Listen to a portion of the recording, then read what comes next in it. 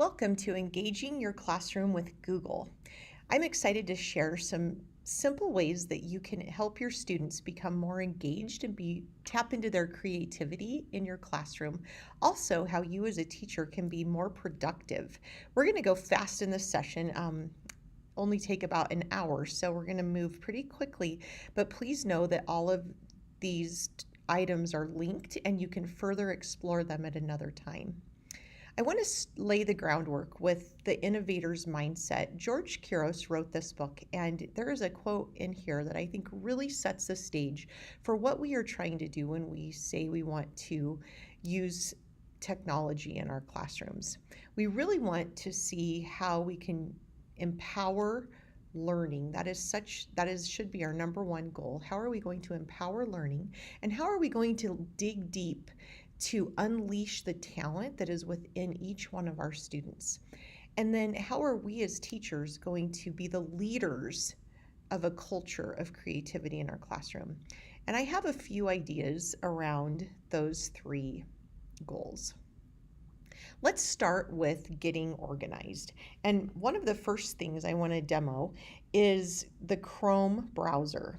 Now, you can find the Chrome browser if you're on a laptop. You can find it at the bottom, or on a desktop. You can install the Chrome browser. You can also just go from Safari, you can go to chrome.google.com and it will take you there. But I really want to show how to organize this browser really quickly. First of all, let's talk about, this is a URL that I've highlighted. But we call this the Omnibox, and it's the Omnibox because it's a really robust tool. You can put a URL in, it will take you to a website. You can search for documents inside of your Google Drive right from this Omnibox. You can also do math inside of here. So if I needed to, if I had 560 pages I needed to copy and I wanted to divide that by 32 students in my class, it brings up the calculator. So it tells me I need 17.5. So I use this as a quick calculator when I'm trying to do something. You can also access any of your Google products under, we call this either the waffle or the app grid. And if you click there, you can see you can get to your Drive, you can get to Docs, you can get to your mail, your calendar, and all of the features that Google provides in the G Suite for education. So wanted to show you that, and you can get to that grid simply by clicking on a new tab. This is a tab. If you click here, you'll get a new tab, and your grid will always be there. You'll also have the opportunity to get to your images or to your mail from that tab.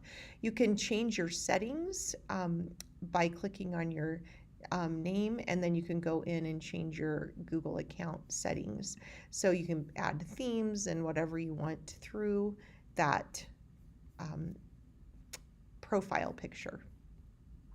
So let's go ahead and look at how you can organize these things. So I like to show the bookmarks bar. And if you don't see this bookmarks bar, the way you can get there is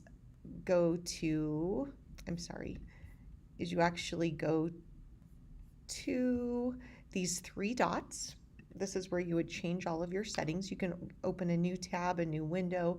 A new incognito window is a really good way to test to see if parents or if students are able to see if you have the right view rights, because it strips your identity from WELD RE4, so you can see what people outside of our district are seeing. If you made a Google Doc and you typed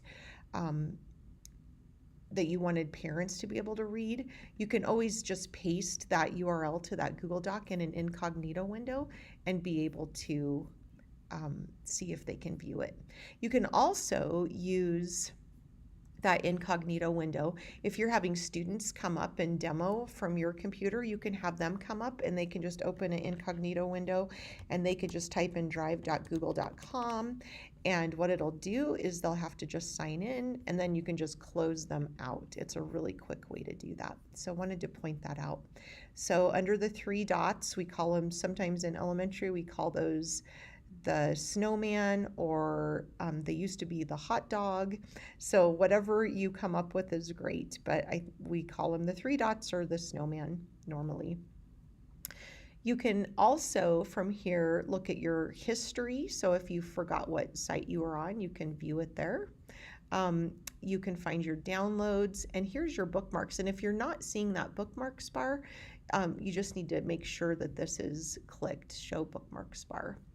And then you can also manage your bookmarks under Bookmarks Manager, and we'll get to that later. But what I wanted to point out is the fact that I have all of the things that I visit regularly on my Chrome bookmarks bar. And that's because anytime I log into Chrome on any device, they will just be readily available to me. So at home when I'm working, I can find them.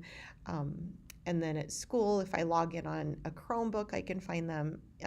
I just really enjoy having everything right here at my fingertips. And a way to use your bookmarks bar more efficiently is you can, let's say I want to bookmark Sheets. I can go to sheets.google.com. That's one way you can get to all Google products. And here it is.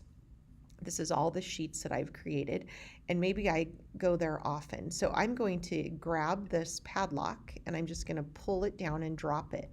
Well, I know the icon is Google Sheets, and so if I right click on Google Sheets, I can edit that, and I could just take out the word Google Sheets, and that will save that sheet icon, and then that'll take me there. So I have the same thing set up for my Drive, for my Mail, and for Canvas, my Canvas homepage. I can get there anytime by clicking here, my calendar. I access all of these things daily. So just so you know, that's a quick way to be more organized. I also organize all of the documents that I'm working on a lot. If I'm working on something that would fit in a category, for instance, new staff orientation is happening this week, and so I've been planning it for several weeks now, and everything that I need to quickly access, I have saved it into this folder on my bookmarks bar. And so anytime someone says, hey, can you pull up the schedule, I just go to that folder and I can find the schedule, I can find all of my presentations that I'll be doing, and I can find websites. You can bookmark anything that you can pull into your bookmark bar, so website or anything that's located in your Google Drive, you can pull down there. So, and the way I make a folder is I hover in the bookmarks bar and I right click. Oops, that's taken me to Scratch. I'm sorry. You just right click and you get this menu, and you can add a folder, you can add a page, you can again do all of those other things, but I add my folders this way. So I would just add a folder and I could call it Google Fun, and it will just add it right there, and I can just bring anything into that folder now. So I can open up all of the things that are Google-y related and pull them in, and then I'll have them all organized. So that is something that I really love showing. Also, I'd like to show you extensions. These little things are, these little icons that you see are extensions, and an extension is something, it's like an app, but what it does is it lives on, it's not an app. Your apps are found over here under this app grid. Extensions actually live on top of a web page, and they make the web page more robust. For instance, I have a timer, and so if I've got a class of kids and I say, okay, I want to make sure we're going to do a 2-minute share with your neighbor, so I'm just going to put 2 minutes in there, and I'm just going to start that, and it'll start my countdown calendar or countdown timer, and it'll run it across the top of my web page that I'm already on, so I don't have to get out and get into a new app. There's other ones. This one I really have to show you because you're elementary teachers, but this is called iDropper. And the way you get extensions is you can come in here and you can go to more tools and you can go to extensions, and then you can search for extensions this way. you can type in eyedropper and it's going to tell me that I already have it. And here I can manage it if I want to remove it or not. But I really think you'll enjoy this extension. Let's say I am building, well, actually, let's do it this way. This is Google Quick Create. You'll also want to get this extension. Instead of having to log in and get a new document, this extension just allows you to start a new doc, a new spreadsheet, and so on by just one click. So here, if I want to do a new doc, it's just going to open one up for me and it will automatically put that in my drive. I use that 20 times a day at least. And so let's say I am creating a doc and I want to change the font. Let's say I want to say my favorite Google extensions. And let's say I am matching this. I want to make sure I'm doing a web page and I want to make sure it matches this tab, this blue that I'm looking for. So what I'm going to do, and what you're seeing right now, is another extension that tells me to take a sip of water every hour because I forget to do that. So let's say I want this blue. I'm going to click on this eyedropper and I'm going to say color picker. And of course it's not working. Oh, it doesn't like it to play with Chrome pages. I've never seen that before. Well, let's say we want to get this blue. Let's see. And I'm going to go here. I'm going to click on pick color from web page and I'm just going to hover over the color I want to make sure I'm matching, and then I'm going to click and it actually put it right here. You can see that matches perfectly. This is the color number and I'm just going to copy that, and now when I come here I can go to my custom colors, I can paste that in, and that's going to make my font match the page I was on. And there goes my countdown calendar to show you that. So you can see that you can do a lot of things. There's this, maybe I'm reading something that has a lot. I've looked up an article and I don't want to have to have ads, and I want to be able to just download the content of that article. This Mercury Reader is a great extension that you can get. Another one I love, you'll see in this, that I love doing Bitmojis. So you can link Bitmojis, so you can bring in cute little, I guess, little icons of yourself into your presentations. Kids love that one as well. I would definitely check the terms of service and check with your coach and make sure your building is okay with kids downloading extensions. And that is the thing, you will need to make sure none of these extensions share before you have your students do it. Make sure they don't share PII with any other outside organization. You can do whatever you want as a teacher as long as you're okay with your PII being shared, but I would definitely suggest that you talk to your coach before you have students download any extensions. All right, so let's go back to our where we left off. I just wanted to show you a few of those fun Chrome extensions, and what I've done is listed them all on this slide, so you can definitely find that later, and you can set a time to talk to me or to your coach if you want to explore those more. One suggestion I have for helping your systems in your classroom is your kids are going to be logging into several different systems, mostly through using their school ID, but some things like RazKids, and if you're using, maybe you'll be using Spelling City, and those all require different logins. And first of all, before you have your kids build a login, they need to make sure whatever they're logging into and you're asking them to create accounts on are on the website consent form that your coach can help you. And every building is a little different. So make sure before you ever have your kids create an account that they do that, that you follow that procedure. But once it's on the website consent form, you may want to have your students have a login card. And I have some cute ideas for how you can do that, and I've linked that in this presentation on a different slide, but you'll be able to see how teachers in the district are doing that. and keeping track of all their different logins. So this is a way to do, I've listed several different types, helping your kiddos log into their Chromebooks. So that's something else you might want to explore. This is just some ideas and how you'll get your Chromebooks. Your Chromebooks will be numbered, and so we suggest that you have the kids use the same Chromebook every day. And so if their student number is number 1 in your classroom, they would use Chromebook number 1. That's how most teachers do it in our district. But this is just a really good tip blog by Christine Pinto, who I love. And I met her at ISTE this summer, and she's a really neat person. And she helped write the Google for Littles book that we're going to be offering as a book study. Okay, so back to our slideshow. So how do you get organized with calendar and Drive and email? Well, we're going to go really fast through this.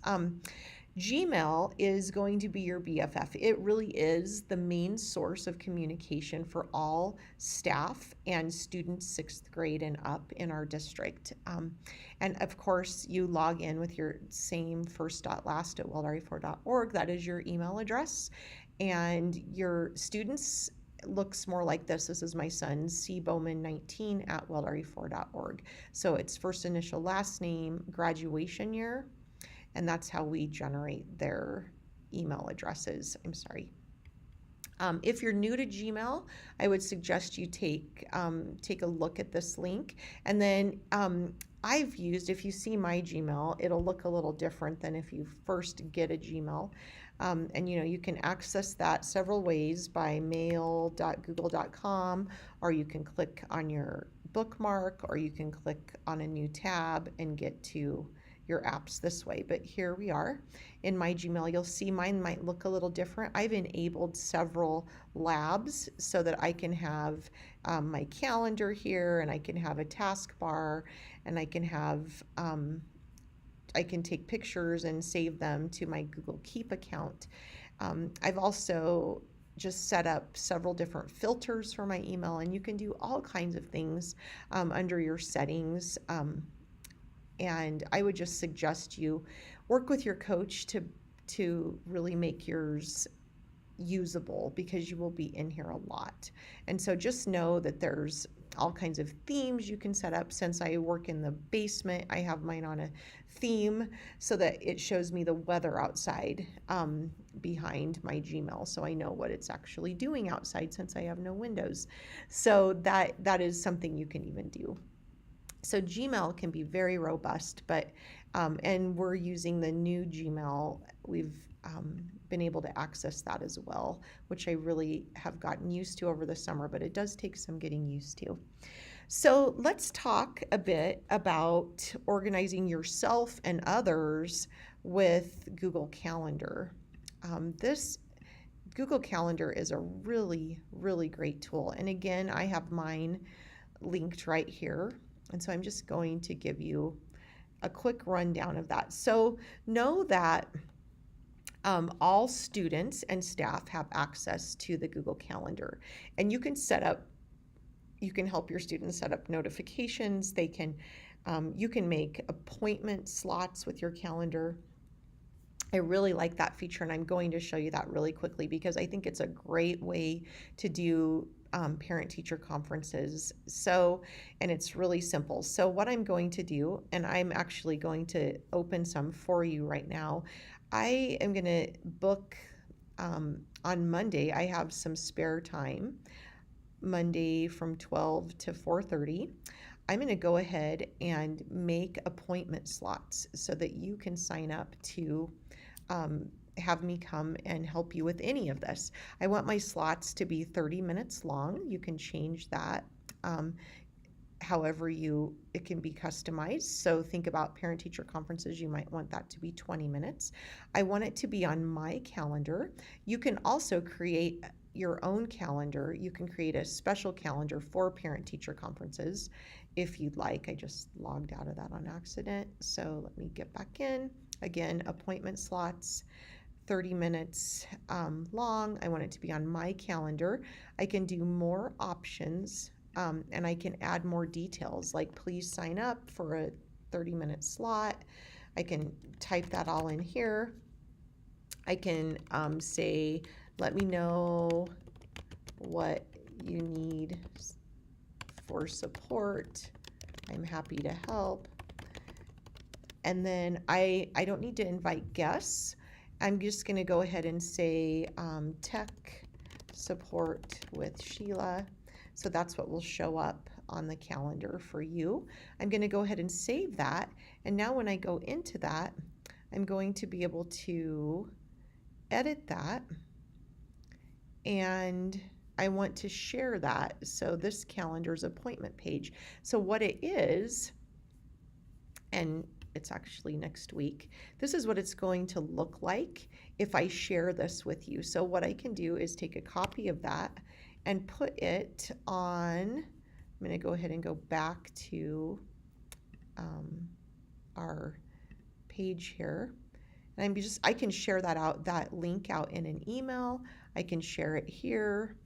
I'll demo what that looks like. I'm just going to actually come in here and paste it right there. That's kind of ugly right now.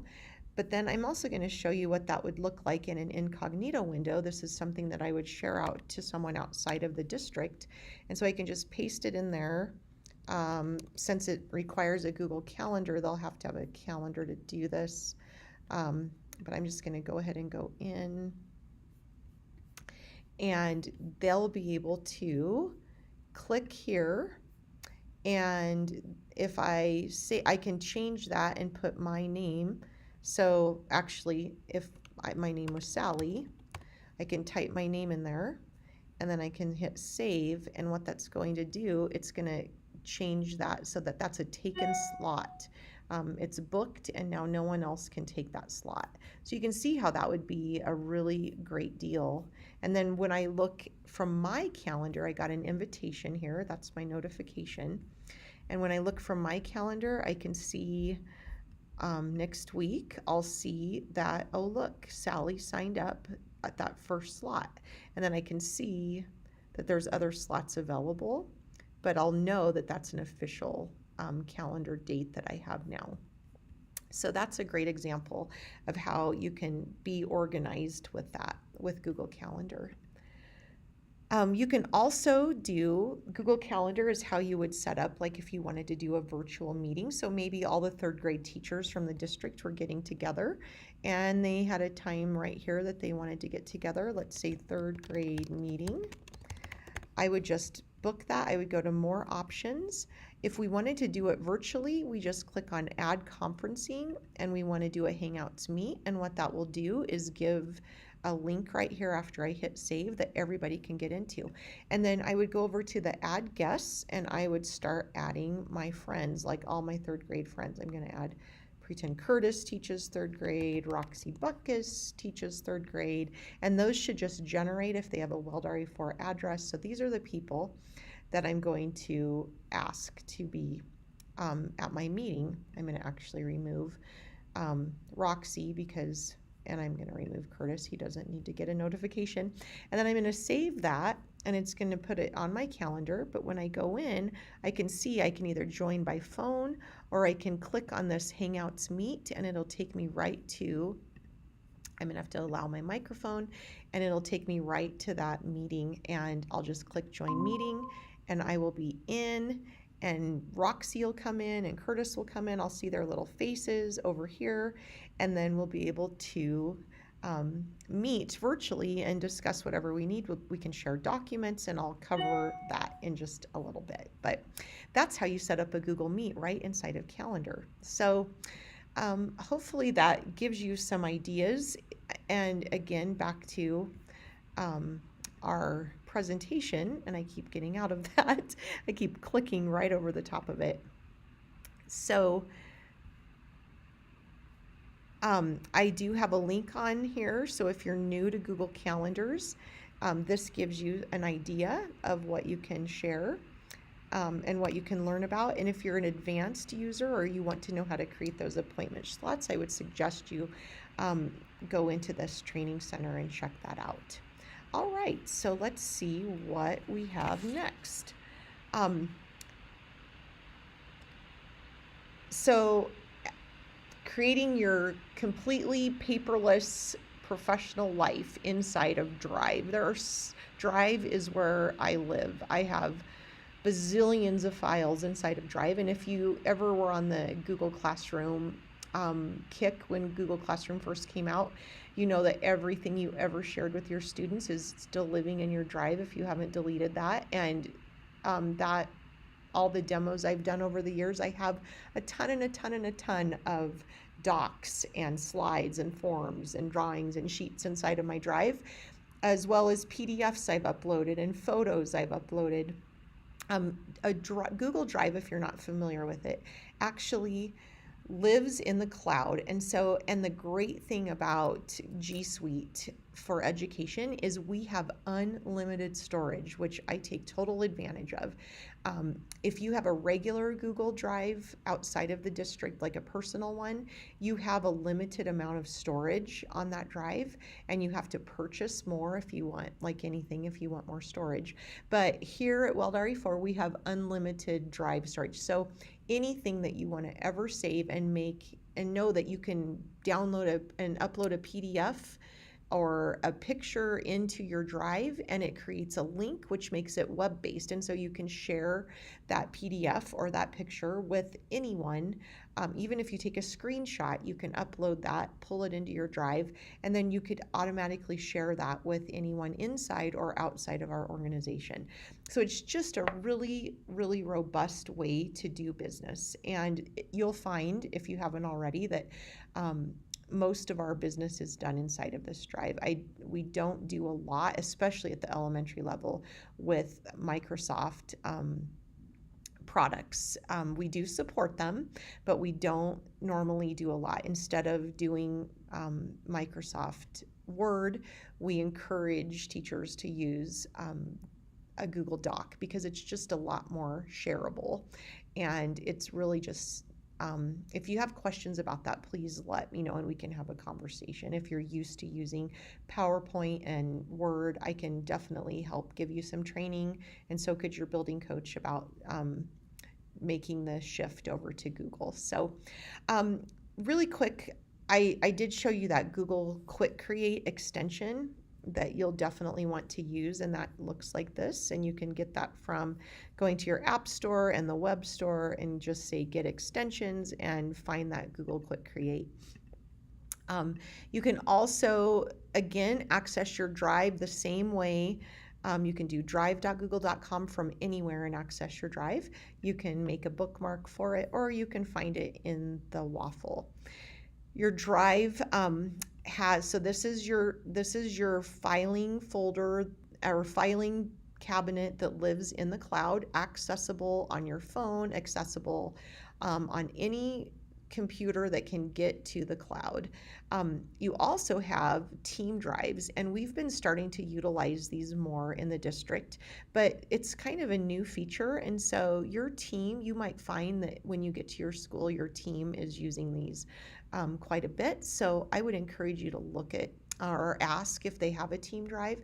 Your principals might have started a team drive for your whole school that they're storing things in. But what I have seen, most elementary principals are actually using a staff Canvas page that they're storing things in as well.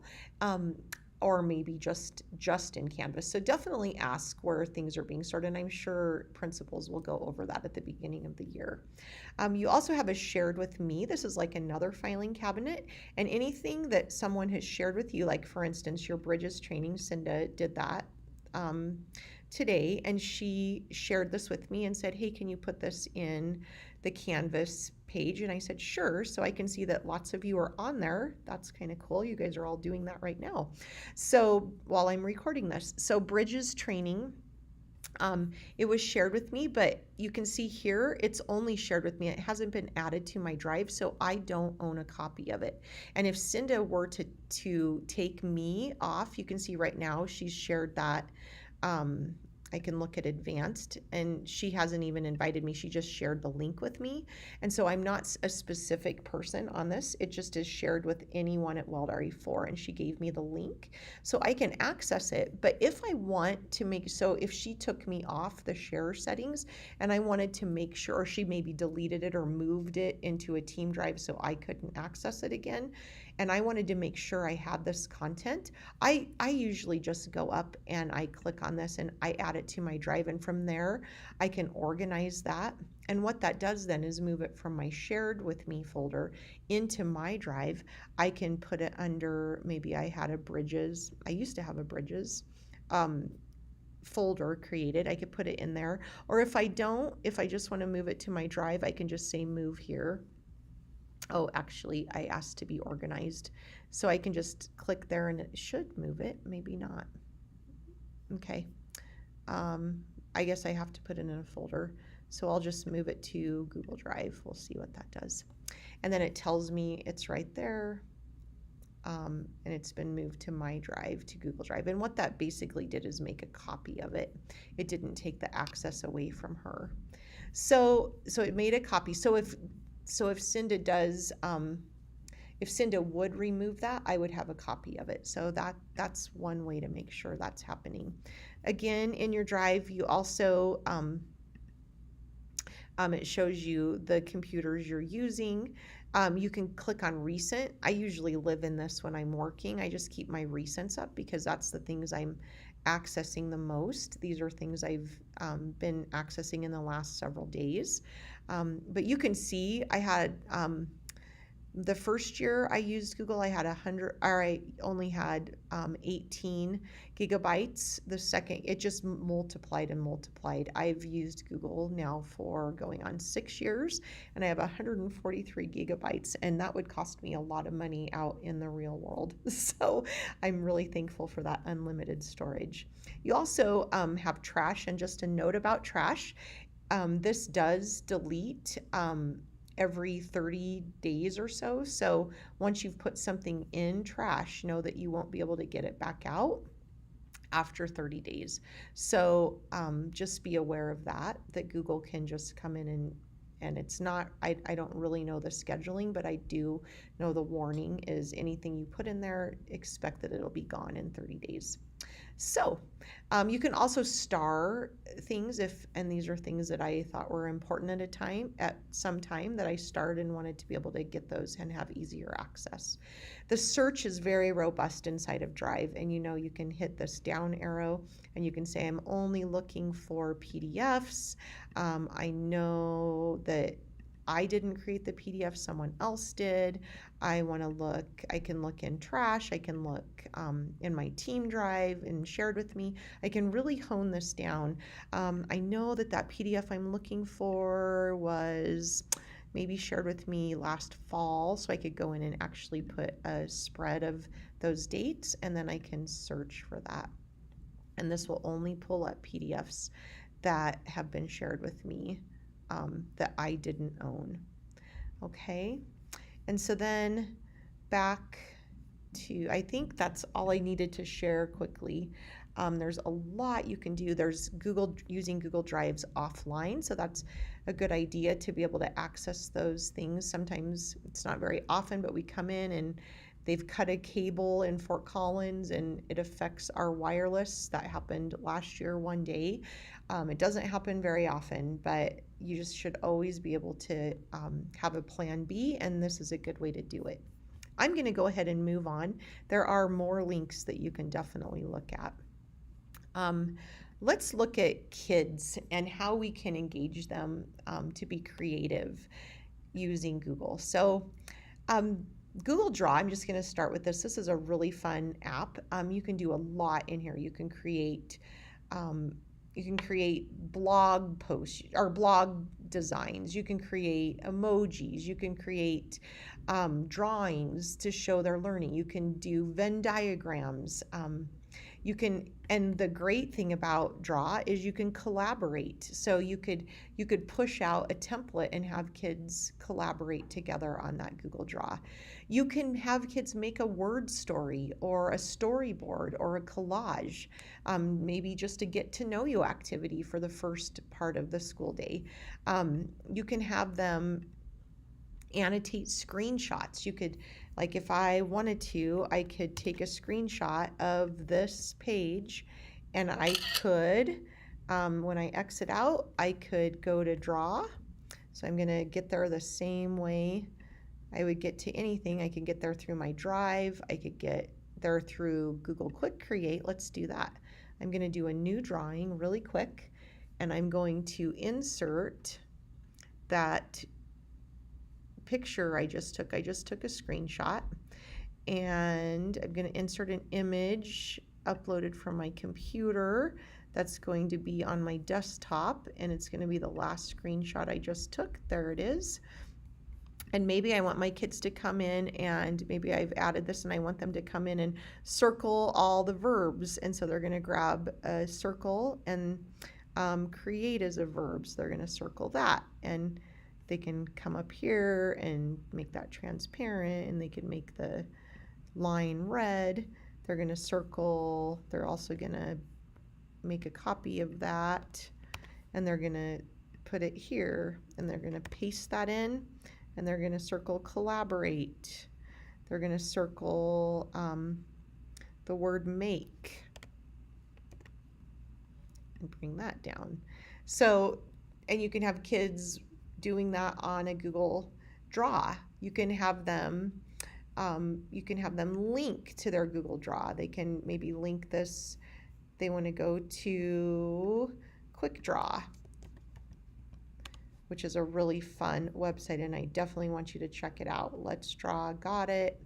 Draw a marker. I see line, or toothbrush, or garden hose, or hammer. I see seesaw, eraser, or pencil. Bandage. Oh, I know. It's marker. I got it.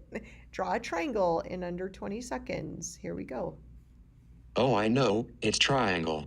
Yay. Draw a heart. So we're not going to get too caught up. Oh, I know. It's heart.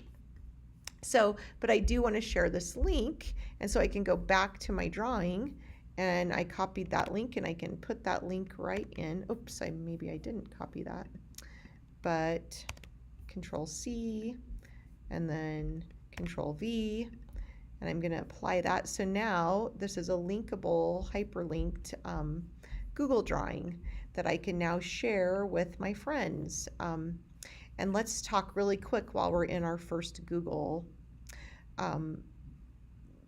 app. Let's look at all that. You'll find this in Docs, in all of the Google apps. The share set. I can name it'll want you to name it. So I'm going to call this Google Draw Fun, and I'm going to save that. And then it's going to say, right now I can get that shareable link. And right now anyone at WellDare4 can view it. But maybe I want everyone at WellDare4 to be able to edit it. This way, all of you, if I shared this link, could get on and help me find all the verbs. And so you'll definitely want to be intentional when you're thinking about your sharing settings with your students. You can also just have everybody comment. So let's say when Amy was first sharing out the new staff orientation schedule, and we all had our own ideas about where we needed to present, she just shared it as a comment only, and then everyone could go in and highlight and comment and say, I think this needs to move here, instead of actually messing with the doc. And then she could go in as the owner and decide which things to change and which things to leave the same. And so that's also something to think about. Other than that link, so you can change that however you want it to be. You can also, maybe if you're sharing this with parents, you'll want to do anyone with the link, and anything that you would ever put on a class website that is okay to share with the world.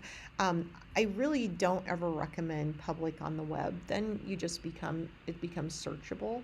So you can go ahead and click on anyone with the link. You can also can view it, or they can edit it or comment it. So there's It's very versatile. You can also share with maybe just your team, or if you've set up groups inside of your email, like I have a cohort for computer sciences, I could share with all of them and it will automatically populate. You can add text boxes and shapes and images. You can add comments. But really, it's a very versatile tool. Let's go back to our next tool, and that would be slides. And of course, right now I'm going to get the hiccups, so bear with me. So slides, as you know, we're on a slideshow right now, and they're also very versatile. You'll see down here, this is kind of what I was talking about, the drag and drop feature. You can create slides and templates and share them out as activities for your students. You can create and animate, or let students create to show what they know. So they could do here's a color words template that an elementary teacher, this was actually a kindergarten teacher, and she shared this out. And it's just a very simple template that you can share. Anybody with the link can make a copy, and in Canvas you'll be able to, it will automatically make a copy for every student. So they'll just have to get to Canvas, click on the link for this activity, and they'll be right here. So that makes it really easy. So every student can go ahead and they can learn how to do tools and do Explore over here, and they can do a fire truck. They can type in, and that's going to bring images, and there's a fire truck that I want to show. That's red, and it's just going to pull it in, and you can see how easy this would be for kids, and you can teach them how to size. What else is red? Apple. An apple is red, and we do need to be careful about how we're having kids do searches, because lots of things. I'll give you an example. We had one kindergarten teacher have her kid do hot versus cold on something very similar to this. And what happened is when you search for hot, you can imagine some less than desirable images popped up. And so it's always a good idea to think through that, and just to teach your kids. We're not going to always be able to avoid that, but to teach them that if they see something that's inappropriate, the first thing to do is to back out, hit the X or hit the back button, back out of that, and then tell a teacher what you saw. And then your bases are covered. We just need to preach that so kids know that they're not in trouble, but that we could intervene however would be appropriate when they've seen something that should pop up. And we just can't, I think it's a good digital citizenship lesson to have right away with them. So again, back on our slides, I really like that you can collaborate again, you can comment, so you could share a slideshow and ask everyone in your class to get on one of the slides and make it their own. And so that's a great way for them to collaborate. You can, and this is an actual suggestion for customizing and making an all about me in first grade, and you can watch this video when you have more time. I already showed you how you can use that Explore tab to change layout, to add content and images. And then we call it hyper docking, or in this case, it's a hyper slide. And really, this presentation is an example of a hyper slide. For each slide, I have a theme, and on that theme, I have different ways for you to personalize your learning and go and explore more. And so you can just simply, when you're inside of a slide, you can, sorry, I went ahead. But when you're inside of the edit mode, you can definitely go in and you can say, okay, I want to show them an example of this. You can copy that. You can come up to the link button and you can search for an example and then link that. And that helps your kids be able to go through at their own pace and be really more engaged with their learning, not the whole class is going through it at the same time. In fact, I have a hyperdoc linked called Computer Sciences, and this is course that I taught this summer, and I really didn't do any speaking. I just showed them how to get around and maneuver inside of this big hyperlinked slideshow. And for every one of our devices that we have available to check out, they could come and they can sit at a table with the device and they could work their way through this slideshow. They could watch video of how to make 143 ideas for elementary. They could look at the educator's guide. They could try it. I had examples where they can jump in. You can see how Cinda got in and added another resource over here that everybody could link to.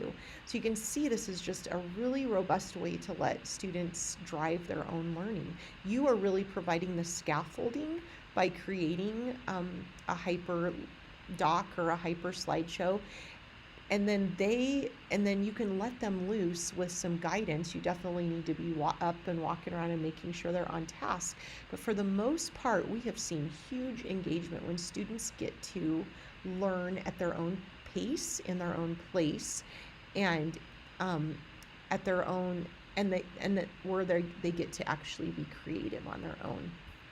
So there's a lot of research around that, and we really encourage you to do that.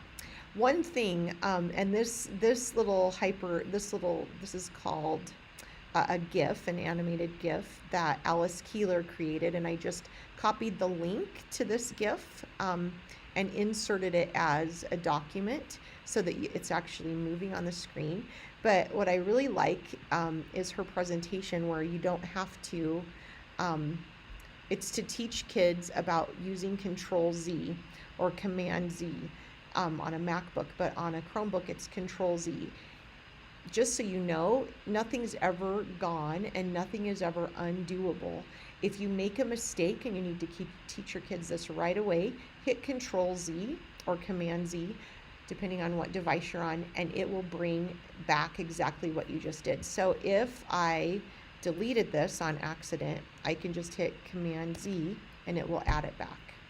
On a Chromebook, it's Control-Z. So this is a little, if you want to see how she has her kids go through this and make animation. She had them tell a story, but you have to tell it backwards. And then you could just hit Command or Control-Z, and you could tell your story backwards. And so it's a really cool activity. She's got the directions posted here. So that might be something fun you can do to engage your kids right away. I need to move along, but we're moving to Docs, and I think I've actually shared a lot of this with you. Docs is Google Doc. It's the Google version of Word, but I love it so much more. There's so much more you can do. One thing I want to share with you is the version history. So like I said, nothing's ever gone, and there never really has to be a mystery as to who did what. So I'm going to go grab a Google Doc that I've had some, let's see, maybe one that we've had more than one person on. Let's see. So yeah, here we go. Here's Ozobot resources. So this is something we were putting together as kindergarten teachers and first grade teachers through fifth grade teachers gathered. And you'll see that a lot of us have worked on it. We can actually go back and go to the version history and see version history. And I can see all the people and what they contributed to this doc. So maybe I just want to check and see what Clarissa did back on June 5th. If I click there, I can see that it's going to be color coded, and I can see she highlighted Brooke, and she wrote Brooke in there. Or I can look at what Roxanne put in, I can look on June 5th and see who did what. So it looks like Roxanne added that, and I can see, if I keep scrolling, I don't see that Celeste did anything at that moment. I know she did a lot.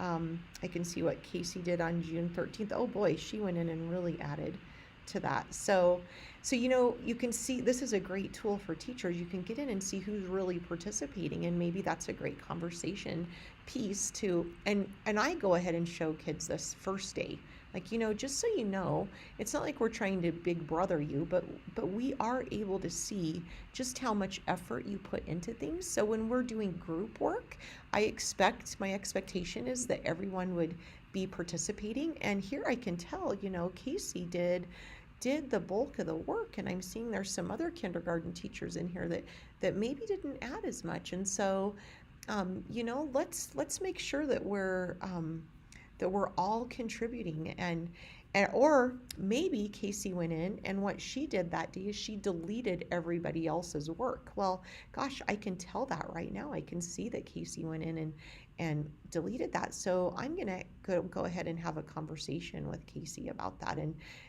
find out what her motives were, and did she really need to delete Sally's work?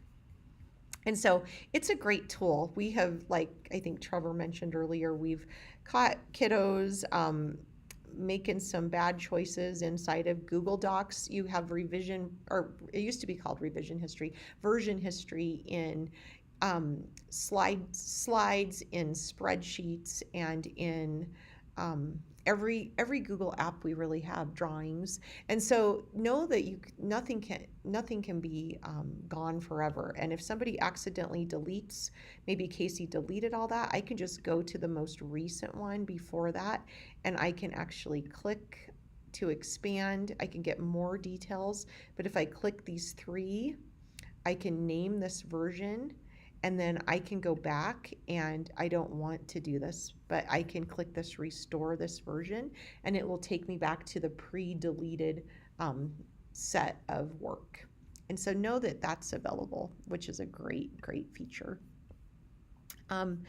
You can create, like I said, Google works brilliantly with Canvas, and so you can create templates within Canvas or within Google, and then upload them into Canvas, and just it'll create a copy, kind of like if you've ever used Google Classroom, it does the same thing, but it puts it all within Canvas, and you can grade your work inside of there. And now we have Grade Passback, which it will generate inside of Infinite Campus, so you don't have to do double entry on that.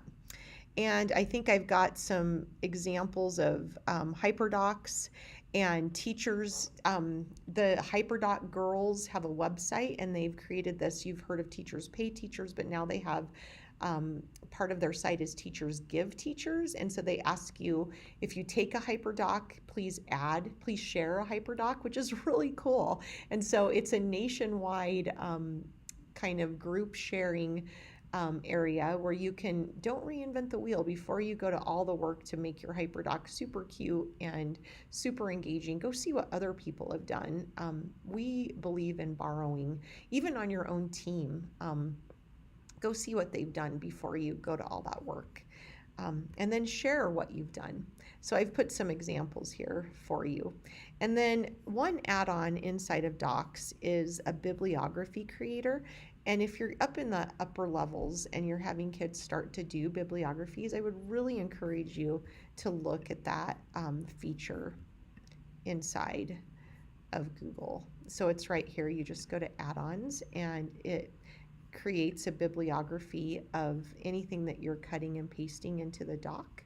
And so it also would need to have a website consent form, because it's asking permission to use your PII. So make sure you do that. And then let's go on to Google Forms. And so used to be called Google Surveys. They are surveys. We really used to, before we had Canvas, we would do a lot of testing inside of Google Surveys, making quizzes, formative and summative assessments. But now that we have Canvas, we really encourage you to use that tool. It has a more robust system. You don't have to do so much formatting to make like rubrics, to attach rubrics and such. And we'll explain that a little more in our Canvas trainings. But truly, if you are wanting to survey anyone outside of your classroom, like maybe your students, or if your students want to create a survey, maybe they're doing a PBL project and they want to go find out how many students have been on vacation this summer and where have they traveled, so they can go back and map that on Google Maps. Maybe they want to do a survey that way. I would really recommend Google Forms. It is really easy to use, and I'm actually not going to spend a ton of time going through that, but and if you need to gather information from parents, like maybe you need to see, who can bring what for a party, this is a great way to do that as well. Or if you need to find out, who's interested in being the room parent, or, just anything that you would need to survey, we would recommend using Google Forms. One thing that we've used it for, and I think is really awesome, for instance, Skyview uses it for their respect violation. And what they did is they used a Google Doc and they created this template that is what it does is they have their teachers. I got ahead of myself. So their teachers would actually fill out, their teachers have all linked this respect violation to their bookmark bar. And anytime, unfortunately, they have to report a student that has violated the code of conduct, they'll just pop into this and they will type in the student's name, they'll type in the grade level, and they'll say which teacher they are. We're going to have to go in and edit this because we have new teachers, what day it is, what time it happened, the location, and you can see how there's so many different ways you can gather information. The incident, so they're going to type in a little bit of what happened, who was involved, and how have they communicated to a parent or not, who was contacted and when did they contact them. You can see they had 98 responses, and I'm going to jump forward a little bit to Sheets because this is one way you can view. What it does is it automatically creates a spreadsheet. It also creates a summary. So this is a summary of who has responded. We can get a quick view of what's going on. We can get I shouldn't be showing student names, but we could get a quick view of, oh gosh, we had most of our incidences happened in kindergarten, and then fourth grade were heavy hitters this year. We can see which teacher is putting the most, we can see how many each staff referred. Boy, is this great data for behavior. We can see that, gosh, in October, we had probably the highest and most amount of referrals. We can see on the 21st, we had 2 referrals. On the 27th, so February was tough. You can see this is Halloween week. Look what happens. So there's some good data you can get. And you can also look and see, oh my gosh, most of our stuff is happening, it looks like, during the lunch hour, recess time, I would say, or afternoon recess, and we have pretty good behavior in the morning, and it kind of drops off. And so you can see the great data you can get. Oh, look, 45% of all incidences happen in the classroom, and 44 on a playground. And then, goodness, we've got student names in there, so I'm going to scroll really quick through that.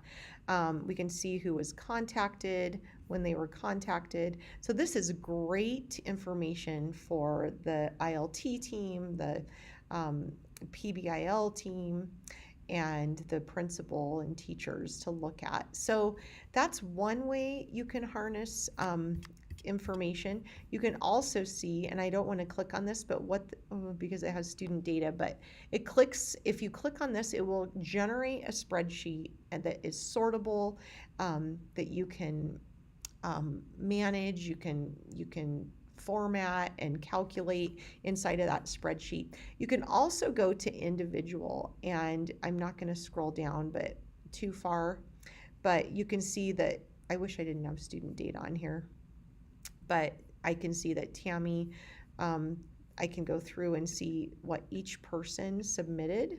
So I'm able to really hone down on that. I shouldn't have pulled up a student data one. Sorry about that. So, but that is, and so once the big exciting thing is once someone creates or hits send on that respect violation form, Autocrat, we have it set up with an Autocrat, which is something we can help you set up, and it generates a document like this, and it sends it to You can have it send to the principal, to the vice principal, and to the person reporting the incident, so they all get a copy of this, and then they can go in on this editable doc and they can print it and they can send it home, so they can all sign it and then send it home with the parent to get a signature. And then they would have this doc and they can actually move this doc to the student's file or however they want to do that. But it's a really, Autocrat working with forms is a really great way to automatize your systems. Actually, our Windsor High School, if any of you have Windsor High School students, I helped them make this we totally digitized the way we did sports registration, because we had so many students registering and doing it by hand was just becoming archaic and out of control.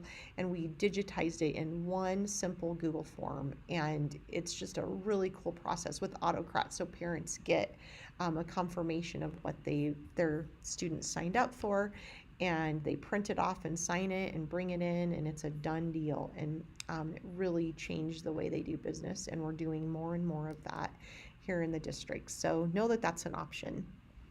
And then gathering, and I'm not going to go into the spreadsheets, but you can click on all of these and see the discussions that you can do. Alice Keeler does a lot. If you're interested in using spreadsheets in your classroom in a really robust way, I would recommend that you look up Alice Keeler. She's amazing. I follow her on Twitter, and she's got 20 ideas a day. Something I'm really excited about sharing is Google Hangouts. And I kind of showed you how to set up a Google Meet or a Google Hangout, and they're kind of the same thing, just different names. But a Google Hangout is a way to do a virtual meeting and to bring people from the outside world into your classroom in a really safe environment.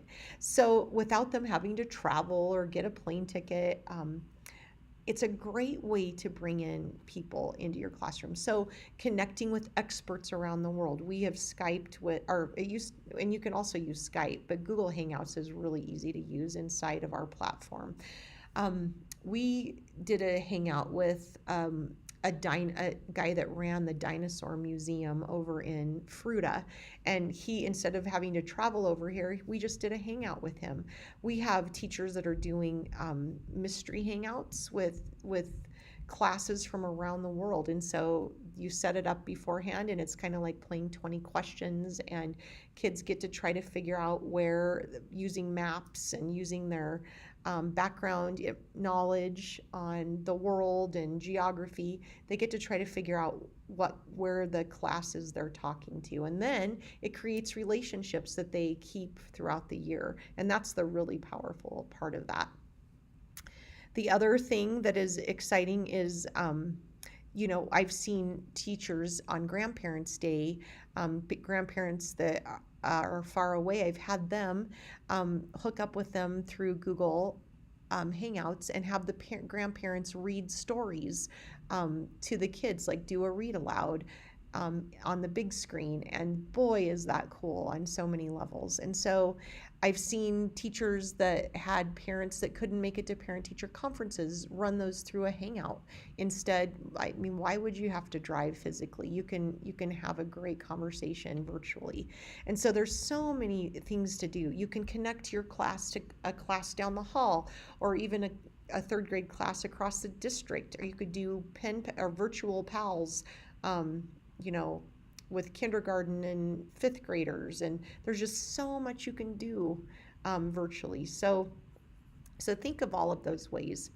I want to end with there's just two more things I want to talk about, and that is our ability to, as we're talking about bringing the world to our kids inside the four walls of our classroom.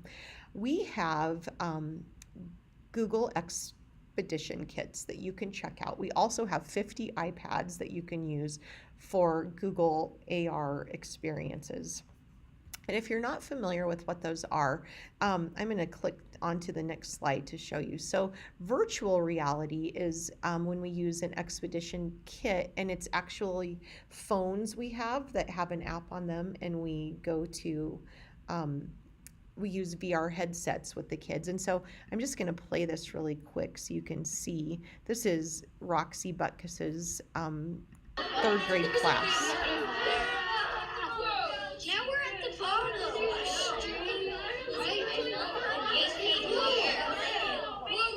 You can tell. So you can see, you can see it is not a quiet activity, but what Roxy was connecting that with a content standard she had in third grade in science, and they were going to a museum and looking, I think it was dinosaurs. I think that's a fourth grade standard. I can't remember quite where she was looking, but she had her kids go to a museum and experience. It was like going on a field trip. And it's a really neat way to engage your students. You saw how engaged they were, and they just absolutely loved it. A new feature that came out that we can use the iPads or the phones we have with selfie sticks is augmented reality. And back on this slide, I'll show you I've connected all of the expeditions. I think there are the AR, augmented reality, there's over 500 tours you can bring into your classroom. There's over 230 available expeditions that you can do with the goggles. But let's look at, you can see how in augmented reality, the kids would just hold up an iPad, and on that app, they would aim it at that target, and then it would just grow a human skeleton on the table immersed inside their classroom. There's a solar system app that the kids just loved, and they can actually take their device and they can walk around it. They can look underneath it or above it, and it's almost like it's real. It's super, super engaging and cool. And the kids, I think they learn a lot more. There's a DNA one that I had a student say, I've never been able to visualize what DNA actually looks like, but since it was like sitting in the cloud right there in front of on her desk, she was able to twist it and turn it and investigate it, and really had a better concept of what that content actually was. And so I think it's just a really cool tool. You can talk to your coach about how you can check out the kits. We have 2 of them in the district of 30.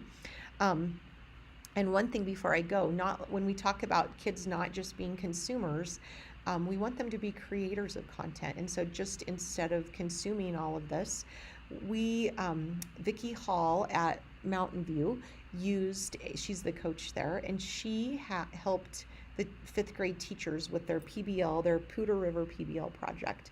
She had the kids use cameras to take 360 pictures, and then they brought them back, and using Google Tour Builder, they were able to make their own version with their own voices and their own explanations, and they put those on a Google Expedition, and then they had parents come in for parent night and get to actually go on the same tour the kids went on and be at the Poudre River and see the things the kids saw, and it was so incredibly powerful. And then you can have your kids publish their content. We had a high school teacher do this for Windsor history, and her kids went and took 360 pictures all over town. My daughter actually took one of the mill before, and it was about a year before the mill burned down. So she had done a whole project on the history of that, and so they used Google Tour Builder to do that, and then you can upload those here and share it out to a wide, authentic audience. And so just some really cool things that you can bring into your classroom.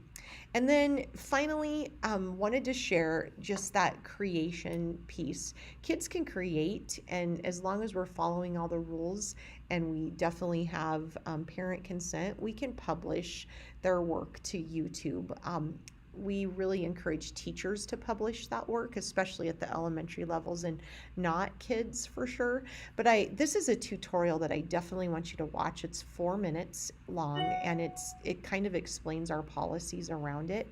But I do also want to share if you are uploading video or sharing video, for instance, let's say you wanted to add to this slideshow, you wanted to add a video, you could go to insert video, and it's going to ask you, do you want a YouTube or a URL?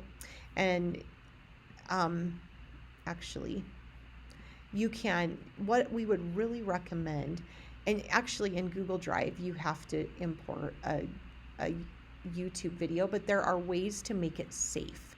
And there's also ways to strip the, all the ads from that, and that's cleanyoutube.io. I would recommend you check that out. You just put a YouTube video on it, and then you just paste it in here, and it will make it into a clean search, and then you can paste that into your slideshow or your whatever you're sharing into your Canvas page, and it'll strip it of all of the this, some of the yucky stuff that sometimes comes with YouTube videos. So I wanted you to be aware of those three: Edpuzzle, SafeShare, and cleanyoutube.io. So check those out.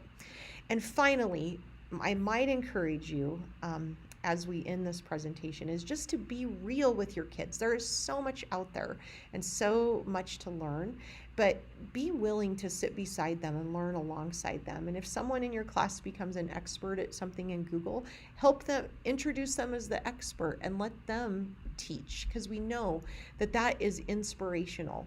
And be willing to, if you goof up in front of your kids, I'm an expert at goofing up, I'm an expert at failing, but I try to fail forward and say, well, what did we learn from that? And then just be that growth mindset teacher, that, you know what, let's learn this together. I'm going to sit down beside you, and we're going to be lifelong learners. So that's my goal for you, that you would really embrace that mindset and know that you're never going to know everything, and even if once you get to know it, it's going to change tomorrow. So just be flexible and have fun making your classroom the most engaging it can possibly be.